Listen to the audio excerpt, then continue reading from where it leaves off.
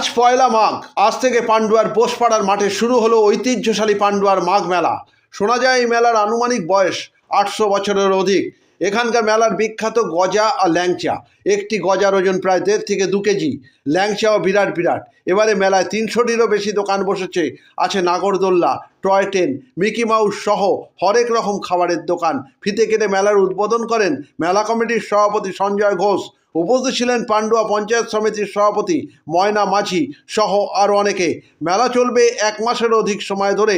পরে এই মেলা সম্পর্কে জানান মেলা কমিটির সভাপতি সঞ্জয় ঘোষ। পান্ডুয়া থেকে প্রবীর ঘোষালের রিপোর্ট। আগামী দিনগুলো যাতে সুন্দর হয় সকলের কাছে এই আশা রাখবো, এই সবার শুভেচ্ছা অভিনন্দন জানাই এবং আগামী দিনে যাতে এই মেলা এই 40 দিন আপনারা সুন্দরভাবে করতে পারেন এই আশা।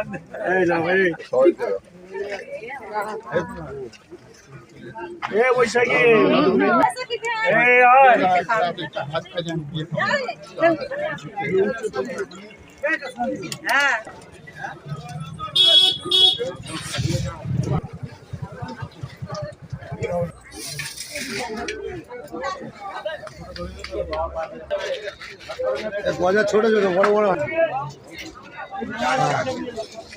এটা হচ্ছে ঐতিহাসিক 800 বছরের উপরের মেলায় মেলা। তথাকথিত আছে পাণ্ডব রাজার শাসনে এখানে 22 দুয়ারি ছিল। রাজা পাণ্ডব রাজা সেখানে রাজত্ব করেছিলেন। পাণ্ডব রাজার নামকরণে পান্ডুয়া হয়েছে। আগে মিনারে সেখানে মেলা হতো, মানে ওখানকার দূর দূরান্ত থেকে বিভিন্ন গ্রাম থেকে এই মেলায় আসতেন। পান্ডুয়ার মেলা দিচ্ছে। বর্ধমান রাজাও আসতেন, তথাকালী আমাদের মুর্শিদাবাদেরও রাজা আসতেন, সেখানে সম্রাটরা আসতেন এই মেলায়। তারপরে এককালীন যুদ্ধ তৎকালীনের পরে পাণ্ডব রাজার সঙ্গে যুদ্ধ হয় শাহ সুফি সুলতান দিল্লির রাজা। তখন আমাদের পাণ্ডব রাজা পরাজিত হওয়ার পরে শাহ সুফি সুলতানা এখানে রাজত্ব করেন। তখন সেন্ট্রাল গভর্নমেন্ট ওই জায়গাটা বন্ধ করে দিয়েছে। ওখান থেকে মানুষ এই মেলা বাংলা তথা ভারতবর্ষে মানুষ এখানে মেলা করে, মানুষের সমাগম হয়।